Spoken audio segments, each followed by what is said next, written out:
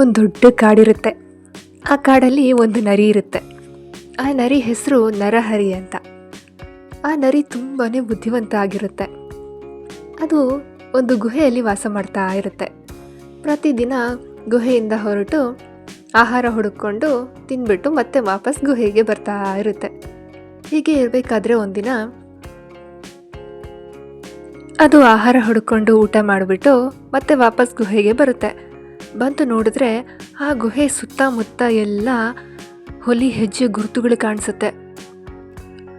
ಆ ನರಿ ಸಾಮಾನ್ಯವಾದ ನರಿ ಅಲ್ಲ.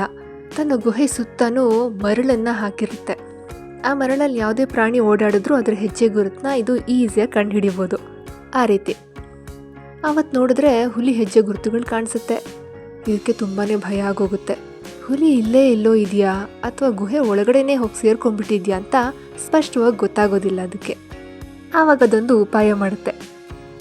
ಗುಹೆ ಹೊರಗಡೆ ನಿಂತ್ಕೊಂಡು ಸ್ವಲ್ಪ ಜೋರಾಗಿ ಹೇಳುತ್ತೆ, ಏನು ಗುಹೆ ಅಣ್ಣ, ಪ್ರತಿದಿನಾನು ನಾನು ಬಂದಾಗ ನನ್ನ ನೀನು ಸ್ವಾಗತ ಮಾಡಿ ಒಳಗಡೆ ಕರೀತಾ ಇದ್ದೆ, ಆದರೆ ಇವತ್ತು ಯಾಕೆ ತುಂಬಾ ಸೈಲೆಂಟಾಗಿದೆಯಲ್ಲ ಅಂತ ಕೇಳುತ್ತೆ.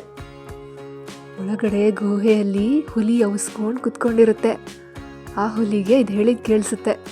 ಆವಾಗ ಅದು ಅಂದ್ಕೊಳ್ಳುತ್ತೆ, ಓ, ಈ ಗುಹೆ ಮಾತಾಡ್ತಾ ಇತ್ತೇನೋ, ಪ್ರತಿದಿನ ಈ ನರಿನ ಆಹಾರ ಹೊಡ್ಕೊಂಡು ಬಂದಮೇಲೆ ಒಳಗಡೆ ಬಾ ಅಂತ ಸ್ವಾಗತ ಮಾಡ್ತಿತ್ತೇನೋ, ಆದರೆ ನಾನಿವತ್ತು ಈ ರೀತಿ ಅವಸ್ಕೊಂಡು ಕುತ್ಕೊಂಡಿರೋದ್ರಿಂದ ಗುಹೆನೂ ಹೆದರ್ಕೊಂಡು ಸುಮ್ಮನೆ ಇದೆ ಅಂತ ಹುಲಿ ಅಂದ್ಕೊಳ್ಳುತ್ತೆ. ಸರಿ ಹೋಗಲಿ ಬಿಡು, ನರಿನ ನಾನೇ ಒಳಗಡೆ ಕರೆದ್ಬಿಡೋಣ, ಆವಾಗ ಈಸಿಯಾಗಿ ಬೇಟೆ ಆಡ್ಬೋದು ಅಂತ ಅಂದ್ಕೊಂಡು ಹುಲಿ ಸ್ವಲ್ಪ ಜೋರು ಧ್ವನಿಯಲ್ಲಿ ಹೇಳುತ್ತೆ, ಓ ಬಾ ಬಾ ನರಿ ರಾಯ, ನೀನು ಬಂದಿದ್ದು ನನಗೆ ಗೊತ್ತಾಗಲಿಲ್ಲ, ನಾನು ಸ್ವಲ್ಪ ರೆಸ್ಟ್ ತಗೋತಾ ಇದ್ದೆ ಅಲ್ಲ, ಹಾಗಾಗಿ ಗೊತ್ತಾಗಲಿಲ್ಲ, ಬಾ ಒಳಗಡೆ, ಸ್ವಾಗತ ನಿನಗೆ ಅಂತ ಹೇಳ್ಬಿಡುತ್ತೆ. ಹುಲಿ ಧ್ವನಿ ಕೇಳ್ತಾ ಇದ್ದಾಗೇನೆ ನೆಲ ಎಲ್ಲ ನಡುಗು ಹೋಗ್ಬಿಡುತ್ತೆ. ಹಾಗೆ ನಮ್ಮ ನರಿ ಕೂಡ ನಡುಗು ಹೋಗ್ಬಿಡುತ್ತೆ. ಹುಲಿಯಿಂದ ಹೇಗಾದರೂ ಮಾಡಿ ತಪ್ಪಿಸ್ಕೋಬೇಕು ಅಂತ ಎದ್ದು ಬಿದ್ದು ಅಲ್ಲಿಂದ ಓಡಿ ಹೋಗ್ಬಿಡುತ್ತೆ ನರಹರಿ.